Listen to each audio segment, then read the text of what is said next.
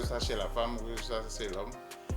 Et l'homme, après le pagne, il y a un petit tricot qu'on met pour cacher le torse. Donc à côté de ça, il y a la serviette. Généralement, les grandes personnes pour les hommes, c'est un pagne de 6 à 8 mètres. Ça dépend de la taille de chacun. Et on noue le pagne autour du rein.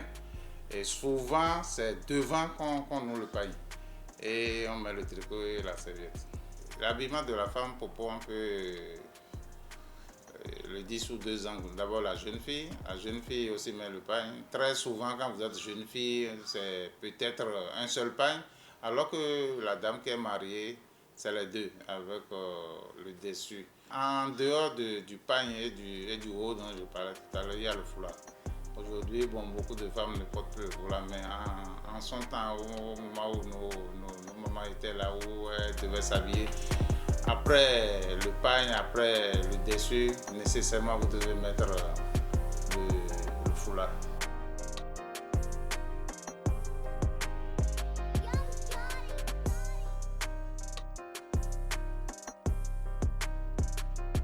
Nos parents portaient la serviette quand ils revenaient de la pêche.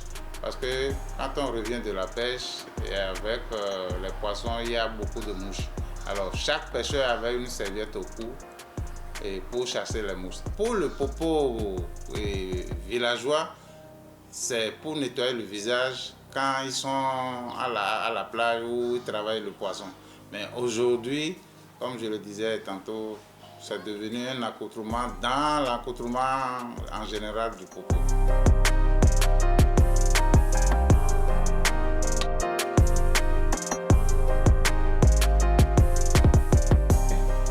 C'est comme ça. Le popo, quand il met la serviette, il y a un côté qui pend.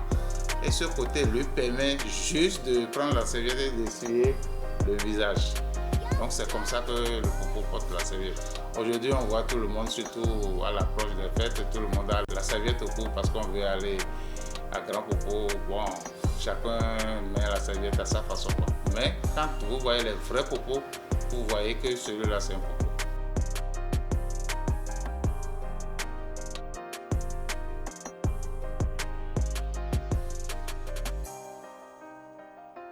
Il n'y a pas une couleur appropriée, mais chacun met la couleur qu'il veut. Mais quand vous voyez, vous mettez du blanc, on sent en même temps que vous-même, vous êtes propre. Donc moi, j'ai toujours mis le blanc.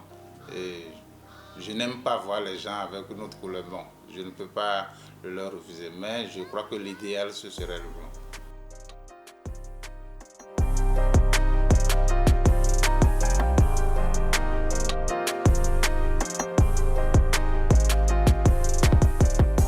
Aujourd'hui, c'est pratiquement tous les jours, il suffit de mettre une tenue locale, on met la serviette.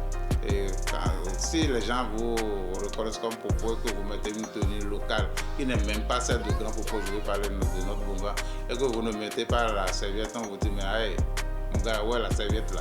Donc aujourd'hui, c'est devenu un accoutrement à part entière.